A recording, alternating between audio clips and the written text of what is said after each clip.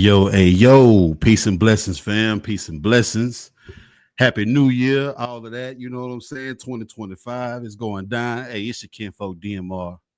You know what I'm saying? If you seeing my face, if you hearing my voice right now, man, you tapped in to Back to the Lab Live, where we celebrate classic hip hop albums, legendary MCs, DJs, producers, etc., in the cashmere sweater, man. How y'all doing out there?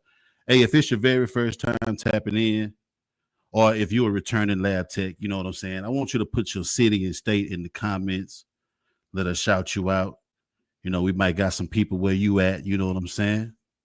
Uh hey, and I got some guests tapping in. You know, we're gonna kick things off pretty dope this year, you know what I'm saying? I got some guests tapping in, some lab techs, man, some of my hip-hop commission family. I mean, it's about to go down, man, but I got a freestyle that I want to run right quick. You think we can get up into that? And that's going to give you a hint about what we're talking about later on. You know what I'm saying?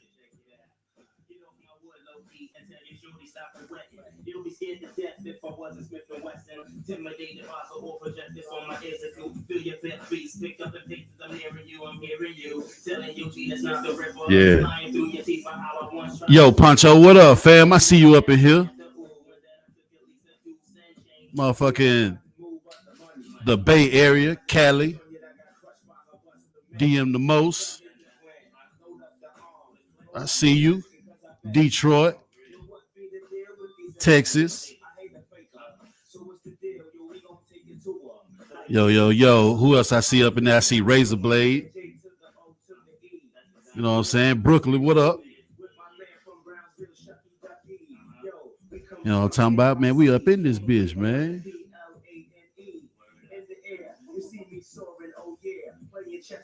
Yo, we gonna get into the show in a minute, man. Just vibe.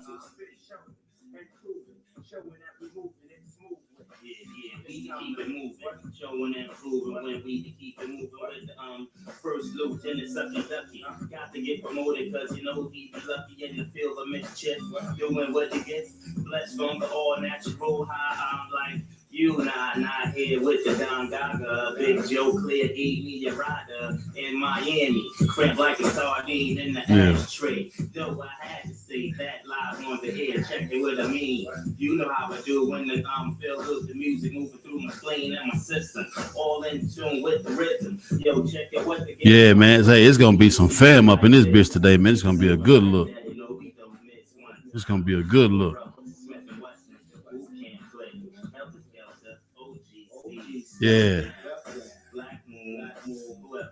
Yeah, Brooklyn in the building, man. Razor Blade. It's gonna be a good one. Man, look, hey, so check this out. Y'all know how we do here at Back to the Lab, man. You know, we like to celebrate, man, for any reason. I mean, if it's a birthday, if it's an anniversary, you know, if this the day that your record went platinum, you know, 10 years ago, 15 years ago, that's the type of vibes that we do here. That's what it's all about, man. We always looking for a reason to celebrate these legends, man, that contributed, you know, to this culture of ours. You know what I'm saying? That's what we here for. You know what I'm saying? So yeah, I'm tapping in, man, live from Houston, Texas. You know, it's a clear 39 degrees down here, man. It's pretty cool for H-Town. I'm accompanied by the lovely Share-the Experience, but she's off mic today. You know what I'm saying? So y'all make sure y'all share that love. You know what I'm saying? We up in this bitch. Hey, you know, I said birthdays a couple of minutes ago, right? So I do have a birthday that I want to celebrate right quick, man. It's a heavenly birthday.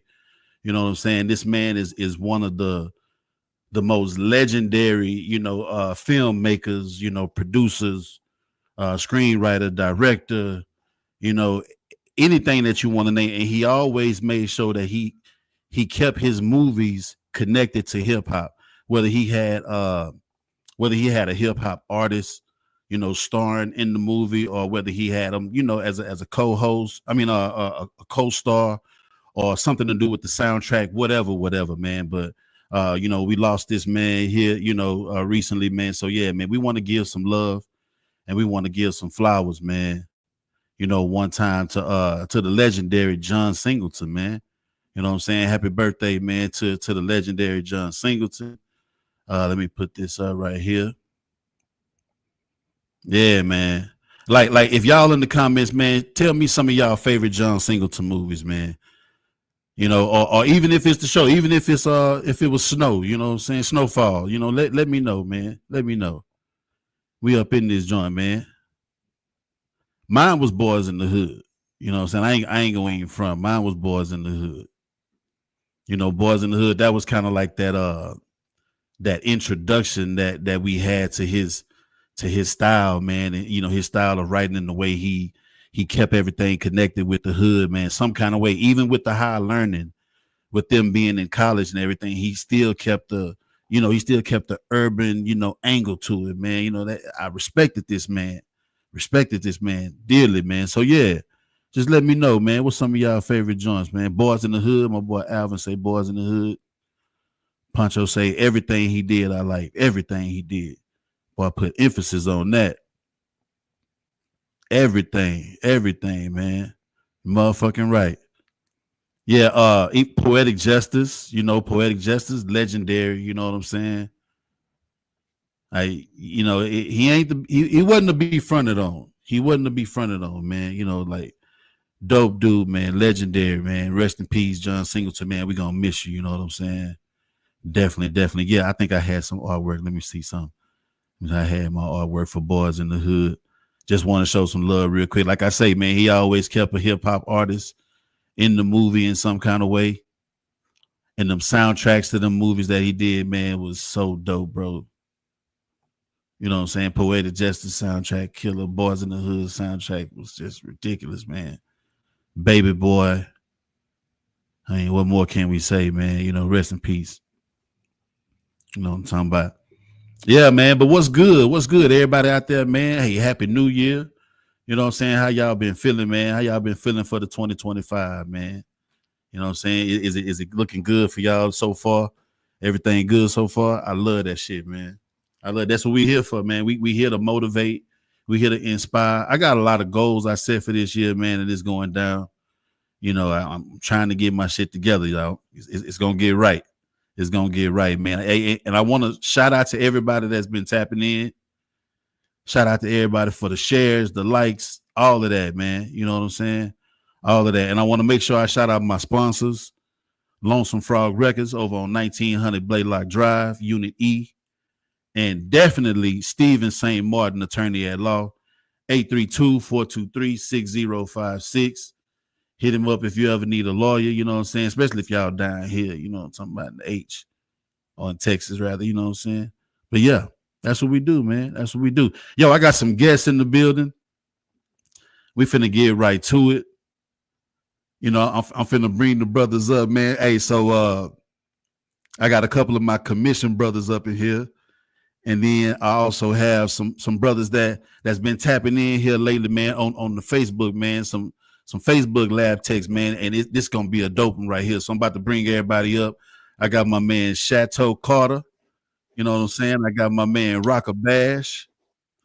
I got James Curtis and Dub H, man. You know what I'm saying? Grumpy old mixtapes.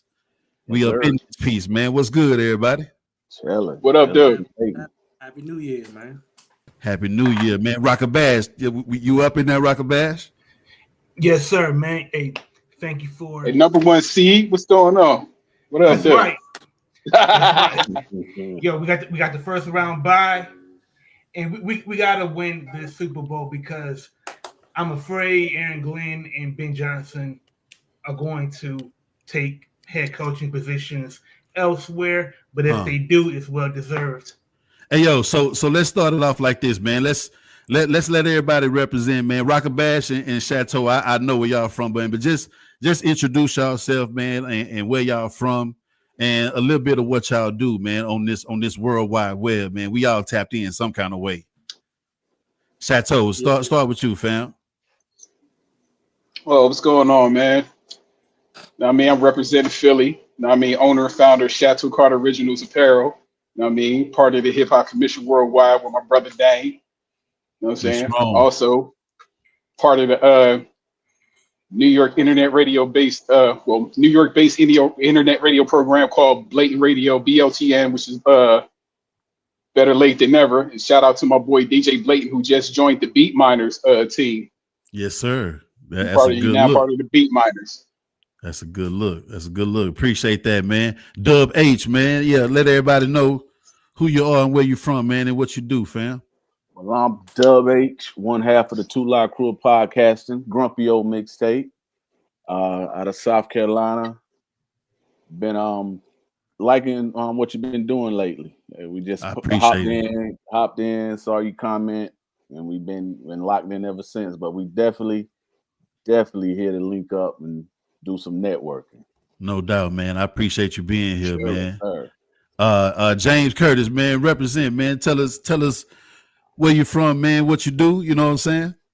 Man, absolutely, y'all. I'm from Prince George's County, Maryland, right outside of DC, y'all. And BG.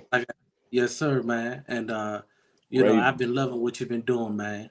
I mean, you really speak it to everything I grew up on and everything that's real, man. So again, I just wanted to tap in and just support what you got going on yourself, man. I'm a lover of music, so you know, definitely don't mind talking about it, man. Man, I appreciate that, bro. Man, it give me joy, bro, to hear that I take people back, man, or I'm right there in that lane that they in when it comes to this hip hop and the shit that they love and some of their preference. Like it give me joy to know that we connecting through this hip hop, man. So I appreciate you being here and I appreciate you rocking with me, homie. No problem, man. No problem. Already. And rock a badge, man. Since you tapped in, talk about the Lions and everything. You know what I'm saying? Let everybody know we know you from Detroit. You know what I'm saying? So tell us what you do, fam. Well, let me formally introduce myself. My name is Rocker Bash, fellow commission member. Thank you to DMR for inviting me, you know, for this special show. And if you know me, I'm a Black music history aficionado.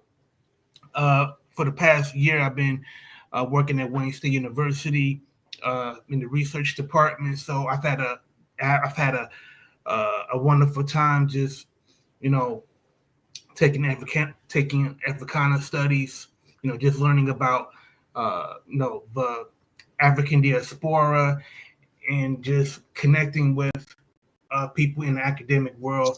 And you know me, you also know me from my Twitter discussions about hip hop. I haven't held a Twitter space about hip hop since last year. It's for personal. Oh man, last year was only 6 days ago, man. You talk like that was just 6 days ago. Rock a badge, come on, man. Well, I'm kind of I've been so busy. It's hard for me to keep track. Already. Yo, Bob, I appreciate talking hip hop with you fellas, and it's gonna be a good one. Hell yeah, it's gonna be a good one, man. Because I know everybody is knowledgeable, man, and everybody got a passion for this hip hop, and especially particular albums, man, that really don't get mentioned a lot. Hey, man, last but not least, I see my partner from right around the corner just tapped in. You know what I'm saying? Spring Branch representative, my boy Rod tapping in. What's up, Rod? What it do? Man, that's H-Town right there. Hey, tell everybody, man, you know who you are, man, what you do, fam. So, I'm Rod. I'm from right here, Houston, Texas, Northwest side. You know what I'm talking about? From Spring Branch. You know, I run a little neighborhood group on Facebook called the Branch 2.0. 13 years now. So, and as far as knowledgeable of hip hop, I'm very knowledgeable. Like I love it. From the Bronx days to like underground, in between. Yeah, yeah. Well, let's talk about it, fellas. So y'all know what we here for, man. Say, man, it's the 30th anniversary, man. Now the official release date is January 10th, 1995. So this will be 30 years this week. And just in case y'all don't know, this is how I celebrate you know, on Back to the Lab, man. I try to make sure I pick out the milestone anniversaries, especially the shit that don't really get talked about a lot, but they be classics though. You know what I'm saying? So this is part of what we do. Usually I have like another honorary mention 5, but since I want to bring some fellas up on here, I saved that, and we just gonna stick to one album. You know what I'm saying? So when it comes to Smif-N-Wessun, man, Smif-N-Wessun, The Shining, you know, can y'all go back to the lab, man? Can y'all go back and remember when y'all first heard this joint, man? Whether it was seeing the video on Rap City or, you know, standing in the line or whatever, man. Just what's the first memory that comes to your mind, man? James Curtis, man. What comes to your mind, fam? Yeah, so I'm glad you came to me first. So mine's a little different. So I'm not sure y'all familiar with the DC scene and go-go music. You know, that's kind of like our homegrown music. And you know, back in the 90s, that was kind of like a vine to the streets what new music was. And if a go-go band picked up your music, your song, and remixed it to their flavor, then everybody in DC was on it, okay? And Smif-N-Wessun's Recognized was a #1 hook with a band called Junkyard Band here in DC, okay? So it wasn't nowhere you couldn't go without listening to Recognized, and JY was on the rise for people to answer that question, like, well, where that came from? And then that's when everybody got on Smif-N-Wessun. And I would say the one person who pinpoint put me on was my uncle. He brought it home. He put it on for my older brother. My older brother put it on for me. And like I say, since literally 95, 96, that's been something that's a staple here in DC. Okay, when they hit that, all heads realize JY on the rise, you better recognize. So like I say, man, it was something that not only that I enjoyed, but the whole area enjoyed, and was something that we put into our music. So like I say, man, you make it in go here in DC, man. Everybody gonna know your music, and that's how it happened for me, man. Oh, it's kind of like how DJ Screw put us on to a lot of people based on the shit that he put on mixtapes. Yeah. He was putting shit on mixtapes that we probably would have never. It probably would have never, you know, hit our radar. You know what I'm saying? But the way he freaked it, it got our attention. So that's what go-go was like. That's exactly what it was, man. They heard feel something that they love. They put a go-go beat to it, man. And now the whole city know what you're doing, man. And so this is exactly what happened with this album, man. Already, man. Hey, Chateau, what you think about, man, when I told you, man, we gonna talk about this? What was the first thing popped up to your mind, man? Oh man, it took me back to the cable days, man. My first experience with The Shining, man, was Bucktown.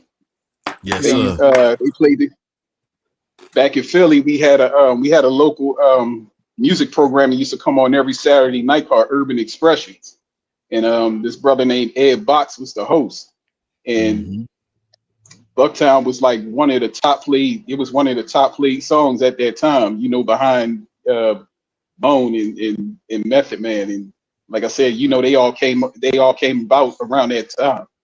Everybody's album had just released around that time. So, like I said, every time I think about The Shining, man, Bucktown instantly pops up in my head because that's like my favorite track off the joint, behind Recognized. But them boys had a grimy sound, man. I loved it. It was kind of like DAH Effects. It was kind of like DAH Effects, but a little bit more lyrical. You know what I'm saying? It just had that underground, that dark ass sound to it, man. Real murky. You know, I love that shit. Even as an H-Town cat, man. You know, I would be watching Rap City. You know, really looking for something that I'd probably like, some down south shit. But I had to watch all these other videos while I'm waiting on something that I pretty much prefer. But I end up liking a lot of that shit, man. I remember the first time I heard Bucktown, man, that shit just had that knock to it. And I was already familiar. I was familiar with Black Moon already.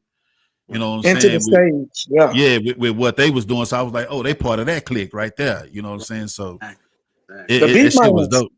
Beat Miners, exactly, man. Evil B, Mr. Watt. Yep. Already, man. Dub H, man. Give me your memories on that, man. Like back in 95, man, when that dropped. All right. Well, I'm gonna keep it all the way real with y'all. I don't know if y'all remember Starship, the record store. Nah, we ain't had that next time. Every Tuesday when everything dropped, we would go in there and we would steal everything we could. I'm just being real. We steal everything we could. That let you know the music was dope. You know what I'm saying? Yes, sir. So we go in there, we rack up, we get to the house, we pop in the Smif-N-Wessun. We already knew of them from the boot camp clique. That's We right. popped it in, and mine off there was Soundboy Burial. That was That's a good one. That was mine. So, but that's my first memory. Starship Records. Went in there with the big dress like Smif-N-Wessun, basically. And took everything we can, all the singles, and got to the house, and that was one of the ones that stuck out for me. So that's my memory of it. Soundboy Burial. Soundboy Burial. Hey, now does that deserve to be on like one of them best posse cut playlists in y'all opinion, man? Soundboy Burial. That's one of them joints. That's one of them joints. Yeah, it gave like a Jamaican vibe to it. Yes, exactly. It kind of reminded me like years later when I heard Lamborghini Mercy, you know what I'm saying, by Kanye. The Jamaican talking in the background in the beginning. Yes, I thought back to the Shining. I was like, yo, I wonder, is that the same? Is that the same artist that did that? Right. They speak that patois. I think a couple of them in the groups, come from there. They speak that patois. Yeah. I think that sample's called Chase the Devil. Chase the Devil? Yeah, I think that's the sample, if I'm not mistaken. I could be wrong. I think it is too. Yeah, all right. Oh, all right. Hey, listen, we could go down the list with the samples too. That's what make this album good too, man. They were good with blending them samples in, man. Oh, hey, okay. I want to talk about them samples in just a minute too. In just a minute. That way I'm gonna have to go digging in the crates. You know what I'm saying? Rockabash, man, take us back, man. What you remember about The Shining, man? Back when you first heard of them and you first heard this album. Well, the Detroit hip hop scene is categorized by two categories. There's like the street nigga rap, which was like Eastside Cheddar Boys, Juan, Blade, Icewood, people that you may recognize, and then there was like the hip hop that was lyrical, that was more geared towards MCs themselves. So there were two things. One, I heard Soundboy Burial on a radio show called Mark the Spark. And it was like our version of Stretch and Bobbito. And it aired between 12 and 2 o'clock. So I would actually tape these shows and I would just listen to them like they were albums. And I was getting so much hip hop that I would have never heard if it was left to radio or left to television. And it was like I was listening to Smif-N-Wessun, and I really got a picture of what Brooklyn is about. Without the internet, the only thing that I know of them is that these are two guys, Tech and Steel. They're rhyming as a duo, but they're rhyming like they're freestyling on the corner. And I just love that. I love their dynamic. And my second impression was that I thought their lyrical content is very empowering. If you listen to The Shining, they have a lot of affirmations to health, to self-knowledge. These are things that I truly cherish because this was at a time when C. Dolores Tucker and Calvin Butts railing against hardcore hip hop. And here's a group who's from the same area where a lot of that music is inspired by. We're talking about things that they should champion. And that's what I really dug about this album. And the other thing is at the hip hop shop, there were several open mic showcases like the hip hop shop and the Rhythm Kitchen, and MCs, they would battle over these instrumentals. So the MCs, people in the hip hop community really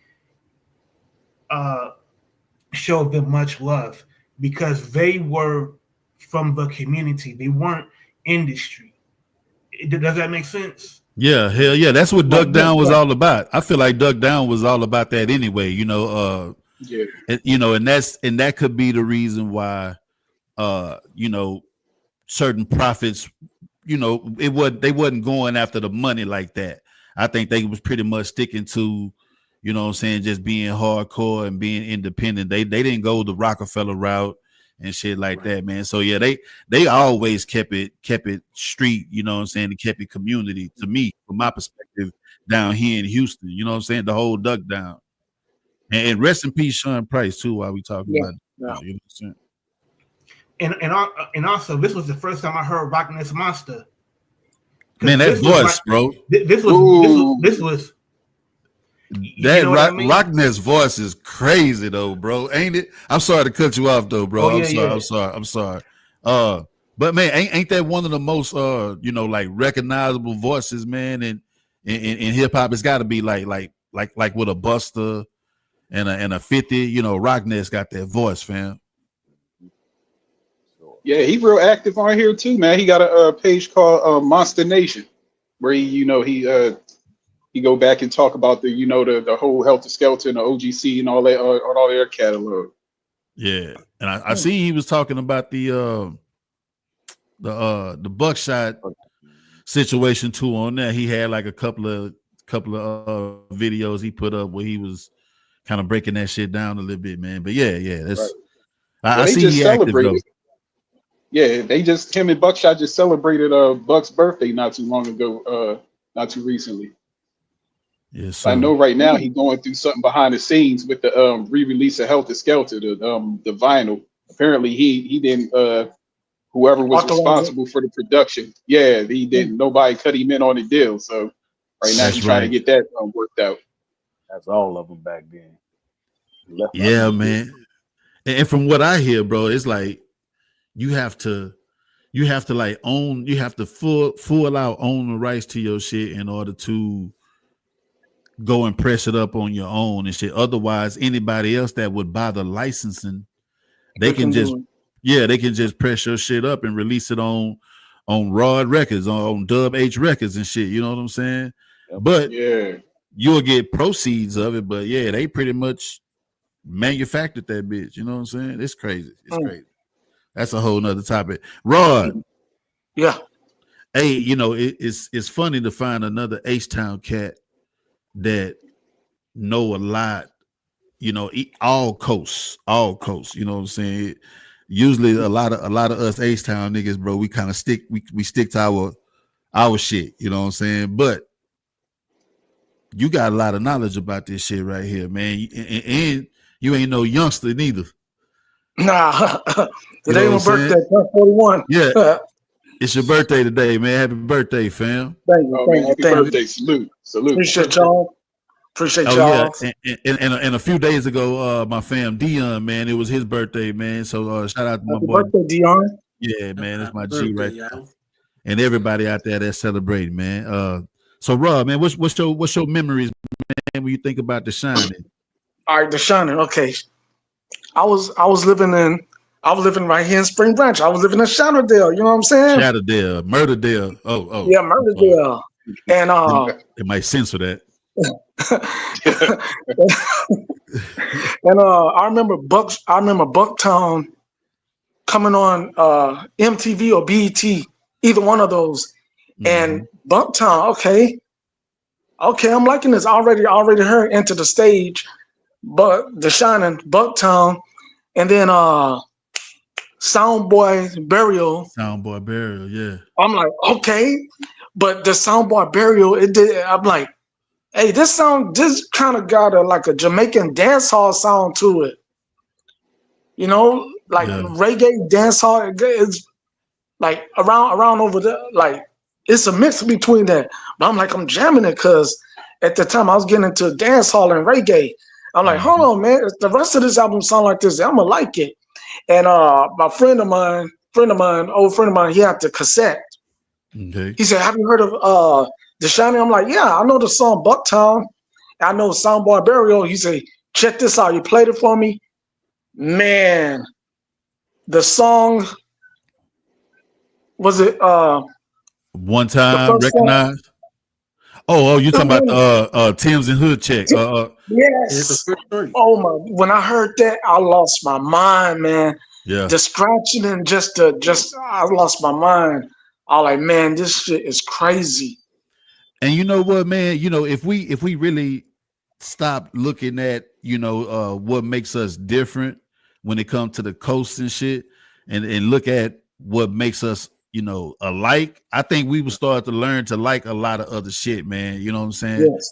The niggas really just do the same shit that we do, man. And they exactly. it smoke blunts, chill with their homeboys, and just trying to hustle. It's the same. It's the same old shit, except that they doing it in projects and big brick. We doing it in wards. Yeah, we doing it in the wards. They doing it in Brooklyn and shit like that. So, it was dope, man, to just kind of like listen to it, man, and because I'm gonna tell you, back in the day when it first dropped, I heard the singles. I didn't cop it. 5 years ago, when it was the 25th anniversary, I was riding through Vegas, and you know how they say, you can tell by riding through certain neighborhoods that the music that comes from the hood and shit. You ever kind of like you on the West Coast, you can understand why Dre shit hit the way it hit on the West Coast, because it go with the scenery, you know what I'm saying, and how MOP go with the scenery when you riding through Brooklyn and shit, and the trains and shit is going. So I'm the type, bro, I want to see what it sound like when I'm riding somewhere else. Do it still resonate the same? Can I still ride to it and bump it? And the shit was right. It knocked hard. And I'm riding through Vegas just bumping that shit, man. That all heads recognize, that shit, that was just, it's timeless, man. And you can bump that anywhere. Man. Heads gonna get the knocking when they hear that shit. You know what I'm saying? Yeah, that's the thing. Like, especially with me being from South Carolina, it's like everything meets here.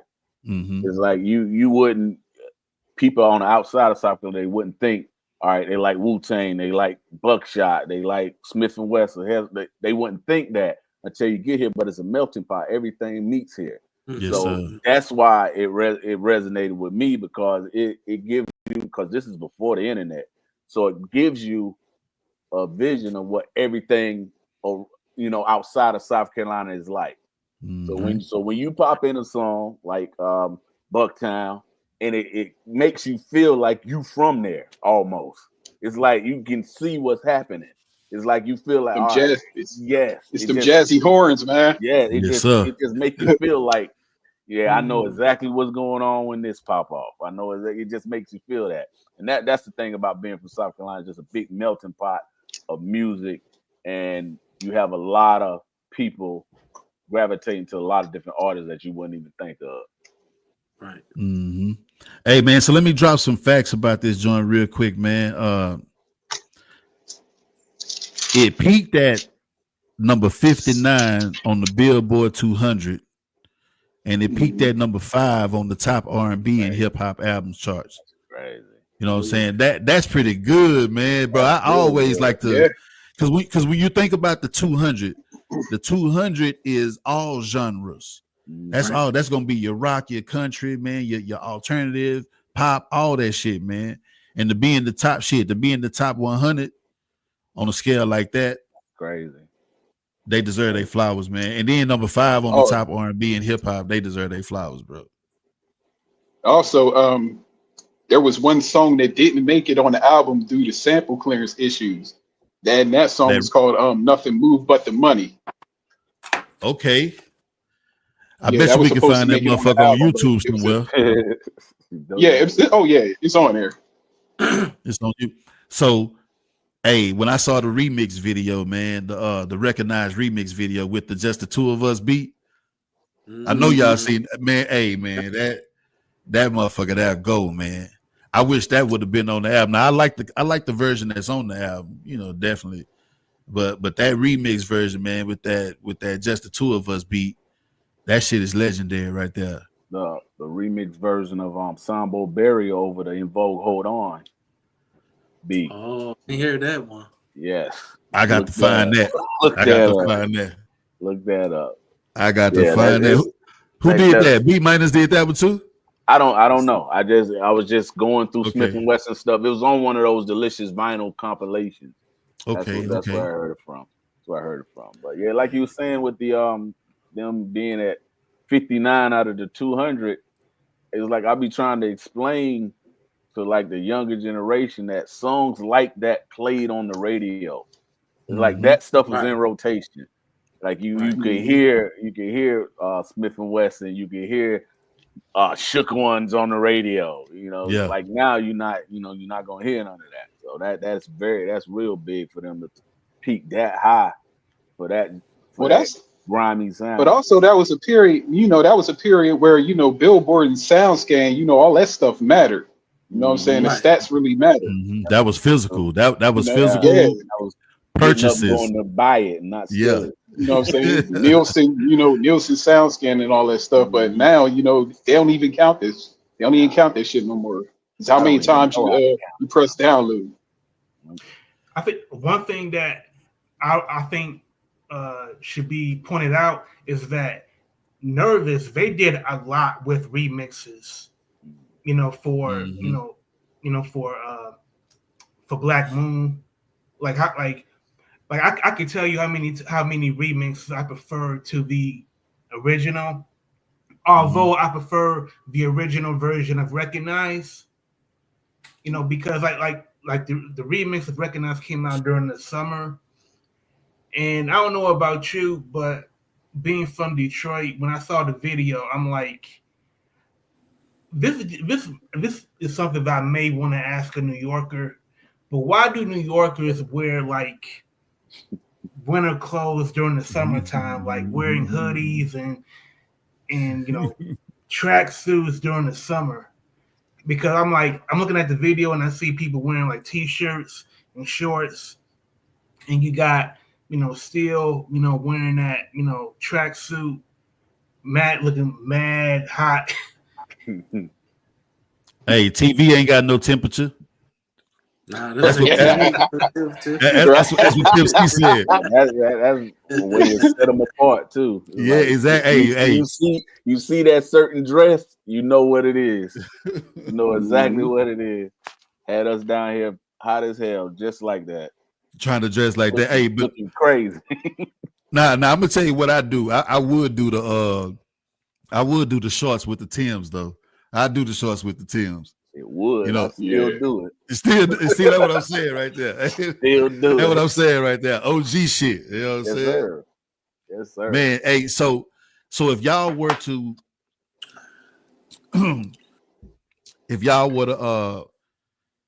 give this album to a youngster, or somebody that don't know too much about it, what damn, my bad. Water must have went down, fucked up. But what songs would y'all point out to the youngster to tell him to bump in order to get to know the album? What's y'all top 3? I'll go first. And y'all can go. Yeah, go how y'all want to go. Yeah, the top 3. It look like he got some notes, definitely. and then drop them notes about why you would pick that thing, since you got it. You know what I'm saying? I don't have all those, but I was trying to think of stuff before we got on. But the first one definitely cool. Tim's and Hood Check, just to give to give him an introduction to how that Brooklyn vibe is. You know what I'm saying? That laid back, that rugged but smooth vibe. You know what I mean? That old boom bap sound. You know what I'm saying? The second one would definitely be Recognize.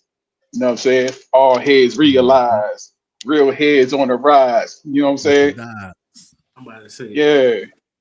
When Hooks, with Hooks was just simple. You know what I'm saying? Giving that bopping, definitely number 3, man, Bucktown. Like, no matter what, I'm always refer back to that, man, because it's something about, like I said, man, it's them horns and them drums that just stand out, man. And then Bucktown is the whole Brooklyn, right? Yeah.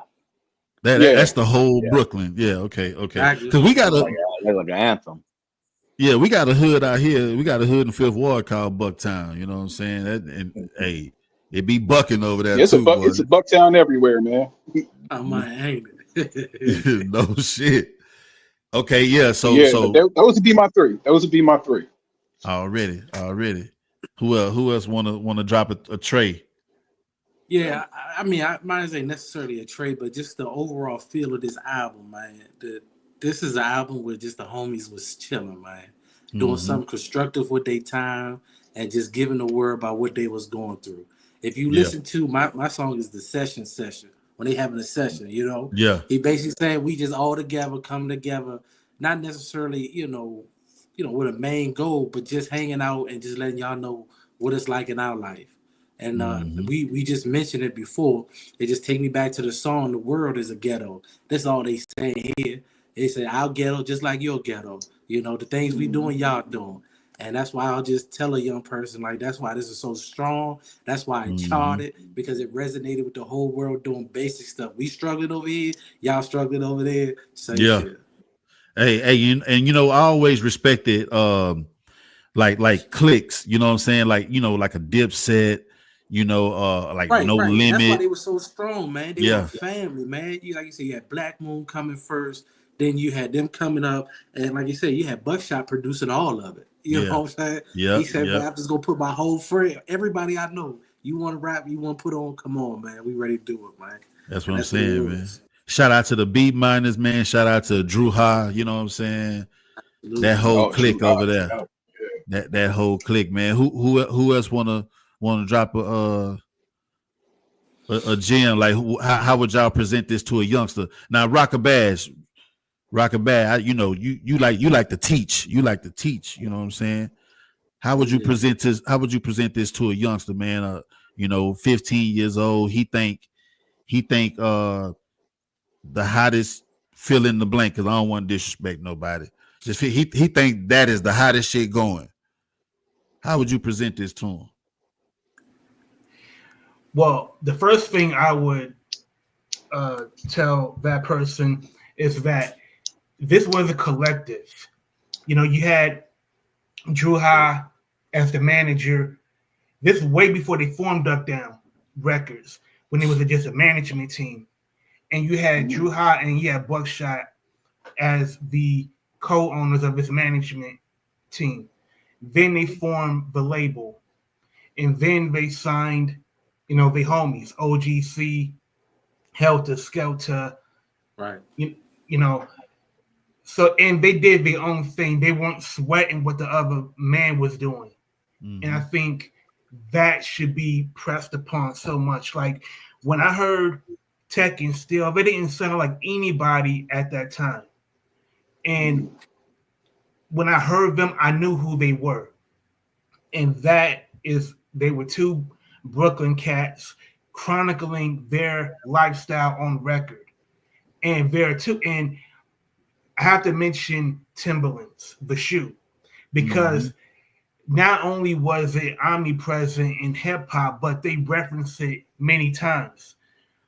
First on Recognize, Timberlands, All Seasons, for ass kicking reasons. When I heard that line, I felt like, it explains who they are, but it's like the way they would interject humor.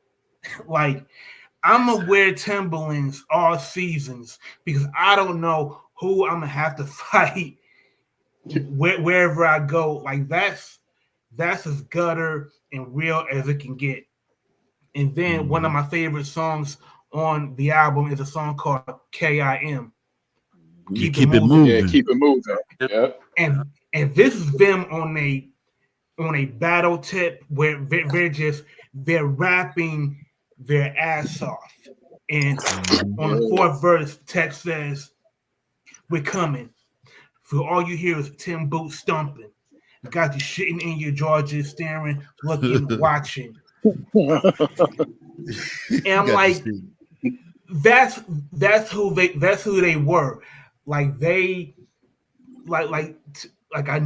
just the more I learned about them, the more I admired them, because to truly be your authentic self and not sweat whoever is else on the charts, whoever is popular in your neighborhood, like they said it themselves. We are the shit. Like the Shining is the dawning of a new day. And by summertime, like, you had Recognize it was getting some regular radio play, and as he said, it charted. Mm-hmm. So you can't. So people can't say, well, it wasn't successful. You know, you can't diminish it and downplay and say, well, that's just an underground album. Like it's not underground to me. Like this is a rap album that found an audience with people that wanted to hear their message. And now underground shit still end up getting popular though. You know, like it. Yes. Yeah, the approach. No. Yeah, the approach is underground. Like the approach is like, look, man, we gonna put this shit out. We know our people gonna love it. We love it. Hey, if they fuck with it, they fuck with it. You know what I'm saying? But we keeping it true to who we are, and we ain't selling out. We doing what we do. That's dug down. Yeah, you know. So yeah. I guess I would just like. No, I appreciate where you're coming from, though. Yeah, I appreciate where you're coming from with that. I like it. Yeah, Rod, you got a top 3 from the album, Rod. What would you tell somebody to bump if they never played it? You got to give them three songs. All right. I said one. I said the Tims and Hoods.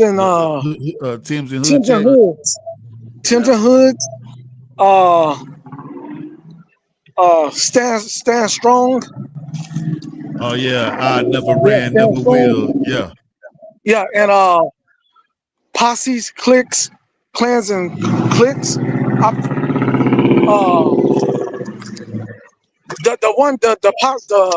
think it's, I can't think right now. Posse. Yeah, the PNC. Partners in Crime. Yeah, Partners in Crime. Yeah. No. It's a song on the Shinin. Yeah, PNC. Posses, Cliques, PNC, Clans, and Crews. Yes, the last track. That's the one. I'm tripping about that. Yeah, that song right there, those 3 songs, because that song actually, that Posse song, that song, when I heard it, I'll listen to it again, a couple months ago, and I heard it. I'm like, man, this is too dope, man. I tried to find an instrumental to write off, because it just does something. It's like, it's grimy, man. I can hear that track. I'm gonna bring it to some H-Town shit. If Screw was still alive, I can hear DJ Screw screwing that down right there. That track. Yeah, Screw turned anything into a classic. You know what I'm saying? Yeah, but those 3 tracks right there, hell, the whole damn album, jam it. Yeah.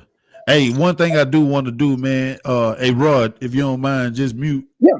Just in case another 18-wheeler drive by. There we go. Yeah. One thing I do want to point out, man, is that I like the way they pay homage, man, to Roy Ayers. You know what I'm saying, with the album cover. You know what I'm saying. If anybody don't know, this is the album cover of Smif-N-Wessun. Or Smif-N-Wessun. It's crazy to have to really be able to say it the way we pronounce it, but you be sometimes trying to correct yourself and still say Smith. You know what I'm saying? But Smif-N-Wessun, and this is the Roy Ayers album cover. The Roy Ayers Ubiquity. He's coming. That they got this from for all y'all out there that don't know. Hey, now I ain't bumped this one, but I know what a legend that Roy Ayers is. You know what I'm saying? And I'm pretty sure I need to go find this vinyl copy right here. Well, I need to get on that. He did the Home Sweet Home track. They did the We Live in Brooklyn Baby by Roy Ayers on that, man. And that fits so perfectly in it, man. When they talk about their town, they put Roy Ayers in the background, man. I love that shit, Planet did a version of that. Hey, can I say one thing? Tech is still doing his thing. He just dropped the album with Terminology called Technology. Yeah. And he did a song with Paul Wall. Yeah, Paul Wall and Bun B on it. And Lil Kiki. Oh, that's dope. That's dope. Technology jams. Yeah. He tapping in with the H-Town legends. That's dope. Yeah, right there. I was surprised to see that boy Kiki on there. Hey, shit, man, that's a big salute right there. That about to bump that. Yeah. You good though, Rod? Yeah, I'm walking my 3-legged dog.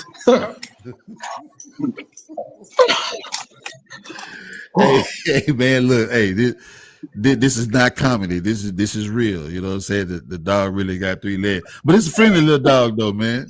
It's a friendly little dog. Yeah. Boy. There you go. Motherfucker hop up on that couch like it ain't nothing. Like Spud Webb. Yep. Hey yo, hey, real quick, man. Let's drop our let's drop your Instagram handles, man. You know, or how people can find y'all on Facebook, man. We ain't done with the discussion. Yeah, Chateau. Let them know where to find you at on social media, man. Right now, you can tap in with me on Instagram at Chateau Carter LLC, all one word. I'll be back on Facebook. As a matter of fact, by the end of this week, because I'm gonna get all my socials back up. Because I got some things I'm working on, some things behind the scenes, so I definitely need to get back in the social media game. But yeah, and my website chateaucarter.com, man, where you can find my official Chateau Carter merch. You know, I mean, I got Dame to tell you, man, I got hats, t-shirts, hoodies, dopest accessories, man. So already. Dub H, where can they find you at, man? You can find us at Grumpy Old Mixtape across the board. That's on Twitter, IG, Grumpy Old TV on YouTube. And we also got a trivia page. I mean, Big Ty says trivia, but you know every answer, but it is what it is. On Facebook called Grumpy Old Trivia. But it's Grumpy Old Mixtape across the board. IG, Facebook, etc., etc. Yeah. I like when you be putting them pictures up, man. You be like, hey, I be trying to hurry up and type that. I want to be first. I want to be first. I'm a name nigga. You know what I'm saying? Yes, sir. Yeah, bro. Hey, I love what you're doing. I appreciate you being here too, man. Thank you, man. JC, man, tell them, man, do they call you JC on you know, like a nickname? Oh, man, that's perfect, man. That's what my whole family call me, man. Already, JC, right, man. Yeah. Let them know where you at, man, and where to find you at real quick. Yeah, I know I had tapped in with you on Facebook, man, but I got a music page on Instagram called Nostalgic Vibes DMV, all one word. Okay, right. If you're a fan of the good old 70s, the 80s, the 90s, that's all it's about. Is just taking you back to that good stuff, man. And you can follow me there on Instagram, Nostalgic Vibes DMV. That's what I'm talking about, man. I like that shit right there. Rocker Bash, tell them where to find you at. Detroit Lions fan, man. Yes, sir. You can find me on Instagram at Rakabash, RAKABASH. And also I'm on Blue Sky app, also at Rakabash, RAKABASH. And you already know Detroit versus everybody. And thank you for having me on, man. And we're not done yet. We're not done yet. Oh, okay. Yeah, we just taking a little short break so we can plug our social media real quick. But Rod, let them know where to find you at, Rod. If Rod on mute right now, he probably he'll come back. Yeah. Hi. Hey, calling from a building 8, 8th floor. Room 28. We're gonna put on isolation for shingles. So I don't know what you guys think for that. Bro, we're getting some exclusive right now. What is going on? Okay. Thank you. All right. That's Carter. Oh. Bro, we were getting some exclusive, man. Your mic was on, fam. You good? Now he done turned it off. I turned it off. I thought I turned it off. I know I was hitting the mic. My bad. I'm still in the trap, but I don't care. Hey, that's what's up. We here, man. Yo, one time, man, I just want to drop the social media real quick, man. Look, we back to the lab on everything, man. I managed to get the same handle on all the platforms, man. So back to the lab, number 2 with the underscores in between, man. You're gonna find me. Or you just put back to the lab in Google and shit. I think the link tree will pop up. Either way, you're gonna find me, man. Just make sure y'all tapping in. And one more time, man, I do want to shout out my sponsors. Lonesome Frog Records, 1900 Blaylock Drive, Unit E, out here in Spring Branch. You know what I'm saying? And Stephen St. Martin, attorney at law, 832-423-6056. If you get caught in the mix, call the lawyer, man. He gonna get y'all. One day I'm gonna tell y'all the story. For real, I'm gonna tell y'all the story one day about how good he is. You know what I'm saying? But yo, Something going on, man. Somebody needs to be muted. What's that? Oh, Oh yeah, okay. So listen, man. I had a discussion once before about duos. You know what I'm saying? And everybody was coming up, man. Dog Pound, Mobb Deep, 8Ball and MJG, UGK, like Outkast. There was a lot of that coming up, man, in the discussion. But not too many people named, you know what I'm saying, Smif-N-Wessun. Not too many people. I'm talking about a few people even named MOP, man, but Smif-N-Wessun, what's the problem with the not being included in the duo conversations as much as everybody else? Like what was the deal, man? Now we about to just let's kind of get into it a little bit. Is it possible that they're a victim of having more than one iconic duo on the same label? Because like some people, like between Helter Skelter, you think they got overshadowed or something? You saying? I mean, it's possible, because I know a lot of people that that dig Ruck and Rock more than Tech Still, but not by much. Okay. Like maybe it's a preference thing, like because Sean Price, because of who he became, maybe Sean Price's legend may overshadow Smif-N-Wessun. Maybe possible. Yeah, man. Yeah. I think it was just the run wasn't long enough. Right. That's it. And I'm speaking personally. Me, once they went Cocoa Brothers, I was done. Yeah, it's like Cocoa I was Brothers. done, bro. That was the turning point. Yeah, it was like I was done. It's like the run wasn't long enough. And you mentioned earlier about them not going for the money or whatnot, but that actually is what happened. They got the big priority deal and dropped their compilation, and that compilation. They really changed what they were doing, because they on that compilation, every song they tried to make it towards a region. They had like this one's for my people down south, and the beat was different. It's like they tried to cater, and they lost what they built to that point. So it's like that the run just wasn't long enough. You talk about MOP, MOP is still considered like underground, but that run is just they playing them at the stadiums. Now. They all on commercials now. Exactly. It's the run, man. It's the run. And when they made that compilation, they lost a lot of fans right then. And like I said, once they turned Cocoa Brothers, but legally they had to change their name because the gun manufacturer sued them. Oh yeah, sued them. Yes. Oh yeah, I understand that. Yep. And that messed their groove. Should have just been taken still after that. Yeah, exactly. That would have been a better name. Yeah, the Cocoa Brothers lost me. Cocoa and Brothers. it just wasn't the same, man. I'm like, I don't know. I don't listen to the Cocoa Brothers. I listen to Smif-N-Wessun. Right. That's what I feel happened. It's like that run wasn't long enough. They lost a little bit of oomph when they did that compilation and tried to cater. It's like they got big because of the sound they had. So when they catered, they lost a few of the people they had.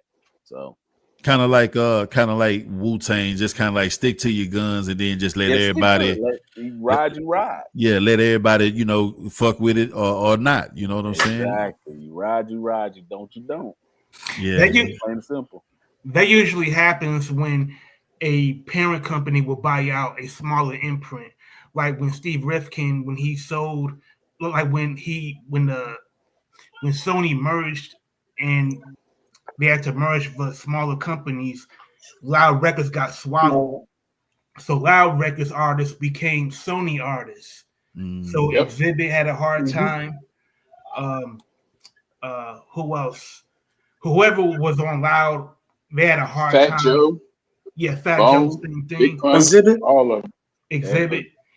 Yeah, so it's like that's a hard thing to overcome. When you're moved from a small label, when you have a lot of freedom and now you have to answer to shareholders, and you have to, get your quarterly sales up by a certain figure, and you're putting a lot of pressure on these artists to make hits. That could be a death knell to that person's career. That's exactly the beat nuts. Yeah, the beat nuts got caught up in that too. But the only one that really made it, that really had a decent transition through all that was Tash. He did pretty good during that during that period. Yeah, he had got the Raekwon sample, or was that before? I mean, not the Raekwon sample, but the Raekwon feature on that solo joint. Yeah, that was after. Yeah. Okay. Hey man, so what made this album stand the test of time, man? Like JC, what like 30 years later, man, we can still put this bitch on, man, and like ride. I'm talking about from the beginning to the end, bro. 3 times. Yeah. Authenticity is just one word. It was just authentic. That's it. And that's why I stand the test of times. I mean, somebody who's living in, not the best of standards right now, throw that thing on it, completely going to understand exactly everything they're talking about, man. The struggle, trying to get up, trying to do everything I can to keep my mind off of crashing out, because things ain't going right for myself right now. So that's why it stand the test of time, man, because everything they did, man, they was doing it because they were living it. They didn't try to be studio. They didn't try to be Hollywood. They were themselves. So that's why. It's one thing I got to say about them, bro. Like, they might not have went on to be bigger than that album, but them debuts, man, I think that's one that need to be mentioned in like a your favorite debut albums, because we did a conversation like that a while back, me and the commission. That's a good topic, man. Man, like your top 10 debut albums, man, and I think we gave like an honorable mention, and a couple of cats had mentioned that, but of course they was my East Coast partners, though. You know what I'm saying? Niggas that was from Jersey and Queens, but still, like I say, I can bump it 30 years later in Houston and still rock to it. You know what I'm saying? And it ain't. Man, they still getting booked. Shit, Tekken still getting booked overseas, man. Yeah. He be in Germany more than anything. Overseas, you go on his Instagram, every time you turn around, he in Geneva, Switzerland, or whatever cities in Germany, man. He stay overseas. And they like that hardcore shit over there, man. They don't be especially Germans. They don't be Germans appreciate hip hop more than any culture. Yes, indeed. Man. The fans love them. Just like K Reno, the overseas, they love American music. I think that's where a lot of our artists get their most love at, though, for real. Yeah. I think they get their most love, and it's kind of sad, you know what I'm saying? Especially from the era we talking about. Especially from the era we talking about, they definitely get all the love overseas. I'm gonna say this. Oh, sorry about that. I'm gonna say this. Well, to answer your question, what makes the album stand out? I'm just gonna be point blank with it. The nucleus of it all, beats and rhymes. Oh, absolutely. Beats and rhymes. That's it. I can hear that type of. It had the formula of the '90s hip hop scene. And like you said, beats and rhymes. It was just a formula. It was that plus reality all together, man. You can hear it in the cipher. I think also one of the things I would tell a young person too why this was so good, that this was recorded at D&D Studios. Okay, D&D, yes indeed. This just wasn't like an off-brand studio. This was a hit factory that they was up in and created this album. So it had that vibe, that feel of the '90s because it was recorded in a legendary place as well. Yes, sir. Hey, shout out D. Hey, well, I mean, I wish. Reasonable Doubt. Isn't that the one that DJ Premier ended up getting? DJ that? Premier boy. Yes. Yeah, man. That's a legendary studio, man. Legendary. Some of the best albums was recorded in that joint right there. Now I think he got headquarters now. I think D&D, they didn't renew the lease and they closed. Okay, but he did get it for a little while though. Yeah, Premier did get it for a little little while. Yeah, but City, you had Premier down there, man. You had Pete Rock, man. You had all kinds of people up in there just making all kinds of magic in that place, man. Yeah, that was that era, man. That era you could go in there and be you and have hit records. Period. Yeah, that was it. See, I don't know if you guys, I don't know if y'all pay attention. You know, I was looking at, I like to do the interviews. I think I was watching Drink Champs or something, and they was interviewing, and they were just saying D&D was the same thing. It was a family, man. Like you said, you go on there, you can do whatever you want to, as long as you want to, as long as you're getting the work done. And like you say, they, you know, and you can hear through the music, man, that that was a special place, man. Kind of like, man. Like Jimi Hendrix studio. What's it called? Electric.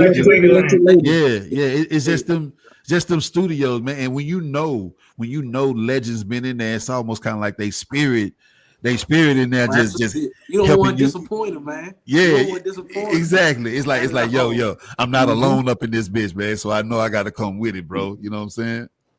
I like that. Facts. Man, just like Screwhouse. Oh, sorry about that. Go ahead. Just like DJ Screw's house, legendary. Because he did so many of his mixes up in there.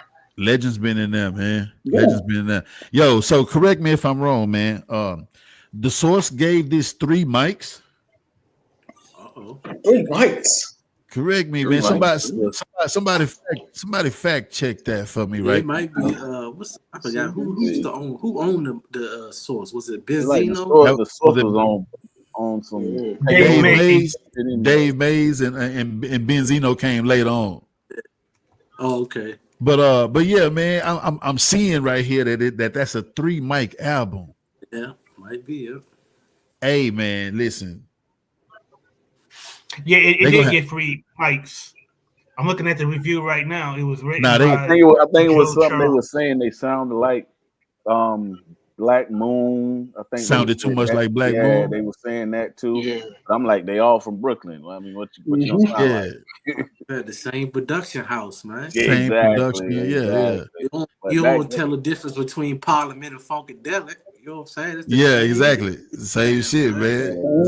Did they know how many records James Brown produced, man? Quincy Jones, you know what I'm saying? Come on, man. Exactly. Yeah, the Source was on something else back then. But that's like complaining that the records of Smokey Robinson sound too much like before, like the Four Tops, like they record for the same label. They have the same production team.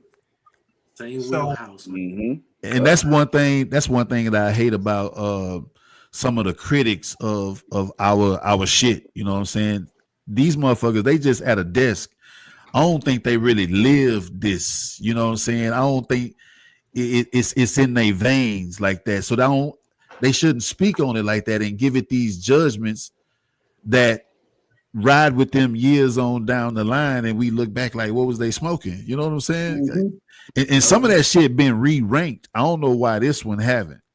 A lot of shit been re-reviewed and given, given its extra half a star or another star. But I don't know what the deal is when it comes to this right here, fam. Because we talking a 30-year-old album, bro. A 30-year-old album. Did any of y'all have a problem listening to that motherfucker like upon this conversation right here? Nope. Nope. The shit was timeless. Man. It don't even sound like it sounded like it could have came out yesterday, bro. I mean, like I'm reading the review right now, and one of the things that the reviewer wrote, which really doesn't make any sense, is he wrote, Bucktown was the song that got everybody open. The song that led many people to think that this group's album would be the shit. Instead of sticking to this mode, they leap into tough guy bullshit and make their album hit a little weaker than it should have. Wow. Yeah, he was wrong. He was all wrong. That's somebody that definitely ain't ain't from the culture. That's what I'm saying. And that's why the culture need us, man. I know we just a few drops in the pond, man, but somebody gonna get a hold of this shit, man, and listen to what we got to say as far as what we think about it. And I think that should matter, man. You know, people that was really like in them days and heard that shit. We was on the bus and on the train with the Walkman and shit like that. Yeah, like, we come from that era. Ones that is we products of that. Yeah, I was on that 46 Gessner. Yeah, on the 46, on the 39, you know what I'm saying? Just like some of my Brooklyn cats, you know, on the J train, and you know, Long Island niggas from on the E and on the F. So, you know, it's I don't know, man, but that's what we here for, man, you know, because this shit it gets put into the, I don't know what they call this World Wide Web or whatever, but somebody will be able to find this shit 10, 15 years down the line and appreciate what we have to say about it. That's why we got to put, you know, good reviews out there, man, and give them their flowers and shit, bro. Somebody brought up a good point about the listening experience of this album. Like I would listen to this album on my cassette, on my Sony Walkman, and I would listen to it, you know, just going to work. And that is completely different than, you know, listening to it, you know, even in car stereos. You know, like to me, I think like the beat minor sound is meant to be listened to on Walkmans. Mm-hmm. Like certain artists' production sound better in car stereos. You know, so I think that's the nuance that got past a lot of reviewers and people that did not like this album for whatever reason. And this is public transit music, man. That's public transit hip hop. Exactly. Like you said, get on the train, get on the bus. I mean, wherever you get into, that's what it's for. Waiting for the bus, or I mean, transferring from the bus to the train. That's what that type of music is. And it's also like the last. Hey, my bad. But you can. I think Soundboy Barrier. I think I can bump that in a Cadillac. on swingers. Damn right. On swingers with the top down. I think recognize. You know what I'm saying? All that shit can get bumped. Yeah. Even without chopping and screwing it, you know what I'm saying? I think that shit can get bumped everywhere, bro. Like it. But I do know what you mean about the critics, man. Yeah, I know what you mean about the public transit sound, because it is so loud in New York.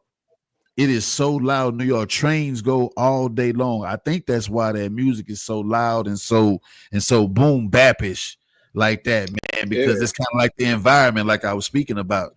You know, like it matches the energy. Yeah, when you got this shit on in the headphones. Yeah, that's real. That's real though. Yeah, but they just got a couple of bops that would sound good in the lack though. You know what I'm saying? Yeah. Real shit, man. Do y'all feel there's any skips on the album? No, not at all. That's what I'm saying. From start to end, that thing goes no skips. No skips whatsoever. Same here. It's a well-rounded hip hop album. Yeah. Yep. Yeah, man. But I did pick out. My bad. I did pick out like my favorites though, my standout joints, and it kind of skip around a little bit. You know, it's a few of them in a row, but it skip around a little bit. Like my standout joints, Tim's and Hood Check, One Time, Soundboy Burial, and then I get into a consecutive 3, Bucktown, Stand Strong, and Next Shit. You know what I'm saying? Mm-hmm. And the session is dope. That's like I said, that's one of them posse cuts. Soundboy Burial, that's one of them posse cuts. I fucks with that. And Wipe Your Mouth. I had the people at work tripping on Wipe Your Mouth today when I was bumping that shit, man. You know what I'm saying? That shit was crazy, man. Yeah, but I'm telling you, man, this motherfucker here go, man. 30 years. I ain't bumped it since 2020. And when I was riding through Vegas, bro, I ain't bumped it since then. And I put that bitch on. I was like, damn, it's been 5 years, man, since I jammed this shit. Yeah. Because I remember listening to it for the 25th anniversary. And I put it on. I was like, yep. I say this shit still sound good, man. Man, I might have to listen. I'm gonna have to listen to that shit tomorrow in my classroom. Introduce my kids to it. Yeah, well, don't play Wipe Your Mouth. Don't play Wipe Your Mouth, though. maybe stick to Keep It Moving, Bucktown, something like that. You know what I'm saying? Yeah, man. But any last thoughts on the album, man? Anything y'all want to express, man? I mean, talk y'all shit, man. Yeah, I would say like the part of the lasting power of The Shining is that they are respectable MCs. Mm-hmm. They never did anything that was embarrassing or beneath them. Mm-hmm. And I can name a lot of artists from that period that did a lot of questionable things to try to get noticed. Like these are two cats that know who they are, and they could go on tour and perform this song. They could perform this album song by song and take nationally and overseas. And to me, that's the best thing about Smif-N-Wessun is they like in '95 they introduced a new not exactly a new sound, but they introduced who they were and introduced where they come from and chronicled it in real time. Like when I listen to the album, I feel like I'm hearing them, go to the weed spot, go, to the clubs, to have a cipher and chase women and be on the block and just do the things that we all did at that age. Real quick, and one thing I do want to point out that they kept it honest because they did say that constantly going to the weed house had their pockets fucked up. You know what I'm saying?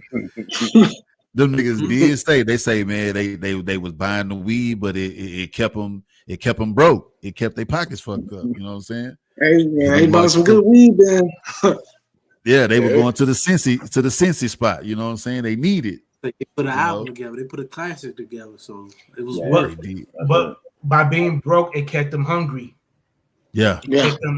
Kept them wanting to make it. When you're hungry, you have every incentive to make it.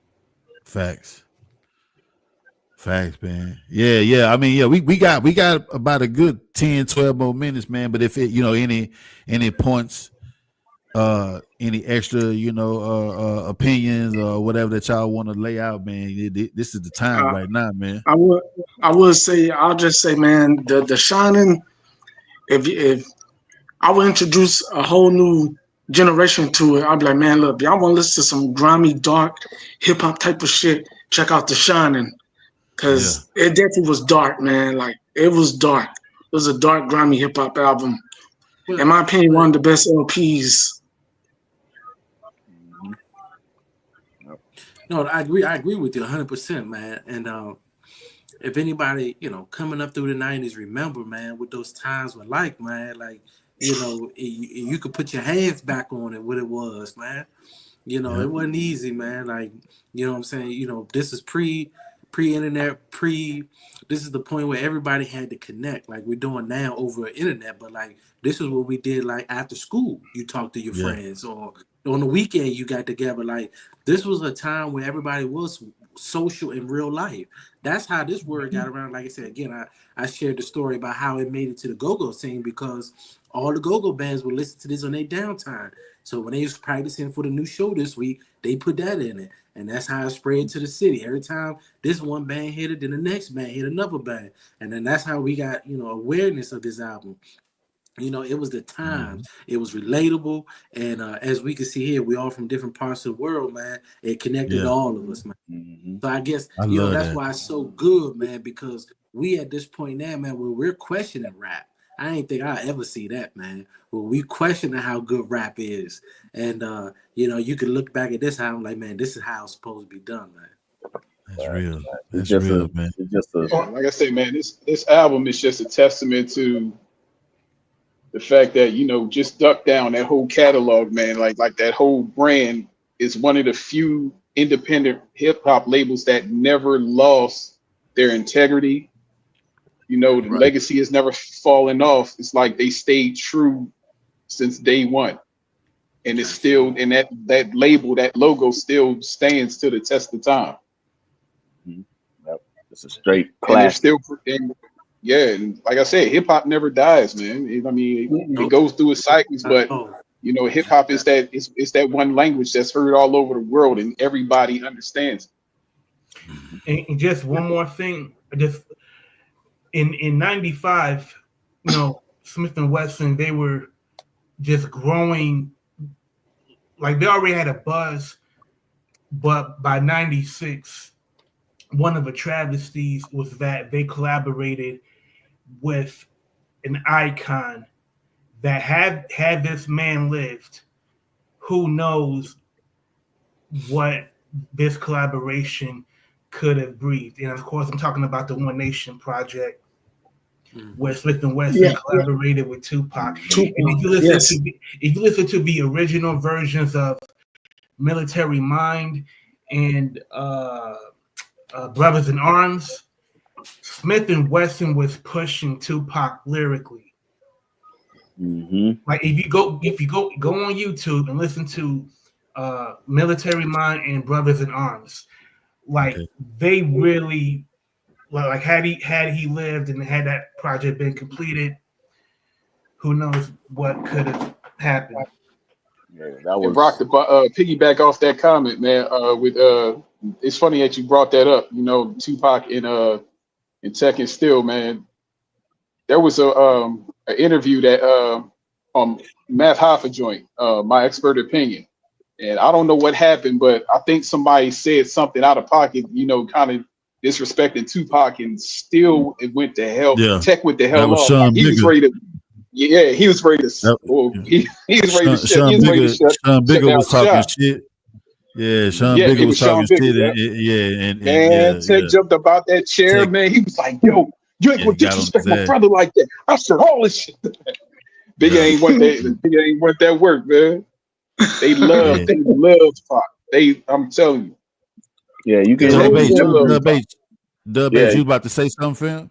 Yeah, I was like, you can definitely see, like, how you saying they push Pac lyrically. You could definitely see that from the jump from the double album to Machiavelli. And Machiavelli, Tupac was really MCing on that album. You can definitely tell the influence and how they pushed them, man. And I did want to say, because you asked about the 3 songs earlier. Okay. I did want to say my 3. The first one I will introduce them to is Buck Down, because that's like it has just that universal sound. You can easily hear that and nod your head and you know what's going on. It'd be Buck Down. Home of the original gun clappers. Exactly. Buck Down. And then Recognize. Recognize that Soundboard Burial. Those are mine off the album, but there's no skips. I feel it's a classic album. I haven't listened to it in a while till I, got with you and you saying what you're gonna talk. I said, let me pop this in and see. Exactly. It's really like that. And exactly, it's bro. Really like that. It's really like that. So, man. I wonder, is it on vinyl yet? Yeah, I'm pretty sure somebody got it. Yeah, I'm sure. All right, I'm gonna have to get somebody. I'm pretty sure somebody gonna do a repressing, but you might can find vinyl the wave now. Yeah, you might can find an old original. But that bitch gonna be expensive. Yeah. For real, man. Yeah. I had a good time, man, with this conversation right here, bro. Yeah, I know it's much more, man. We can go on and talk about the brothers, man. But just to respect y'all time, man. You know what I'm saying? We gonna get ready to wrap it up soon. But I definitely appreciate y'all, man. And hey, y'all go bump this album, man. Anybody out there that's still tapped in, go bump this motherfucker, man. One time, show some love, man, and they get some streams, man. I don't know if it's some physical copies out there or that can go to their pocket, but they probably don't get the money. Yeah, that's how we can try to bless their pocket some kind of way, man. Go stream they shit, go like their content, whatever, man. Just do what you got to do, man, just to show them boys some love, man. Let them know we've been rocking with them. and we celebrate, what they contributed to this game, man. Now that we had that conversation about Smif-N-Wessun, now let's talk about the Cocoa Brothers. Now I'll just bullshit. I'm bullshit, man. Hey, but fellas, I appreciate each and every one of y'all. Rod, Chateau, Dub H, Rocker Bass, JC, my man James Curtis, man. Look, man, it was a blessing. Hey, I hope we can do this again pretty soon. You know what I'm saying? Yeah, I love it.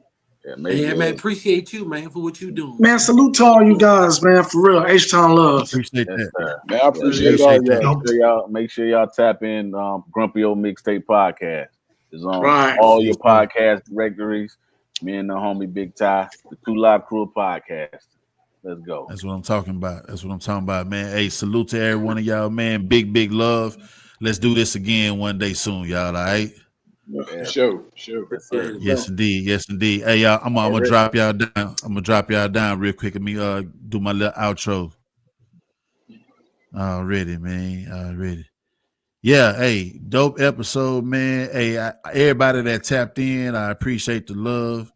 That's what we do here. One time before I get up out of here, I do want to mention, man, I got a couple of pieces of merch still. We got the Back to the Lab tee. I think this one is an extra large. You know what I'm saying? For anybody, hey, get your hands on some merch, man. Got that extra large. Got the charcoal gray hoodies. Y'all know the temperature just dropped in H-Town, man. It's going crazy right now. We got the charcoal gray on the hoodies. We got that wheat. Got that wheat on the hoodies. It's going down, man. We got the trucker hats.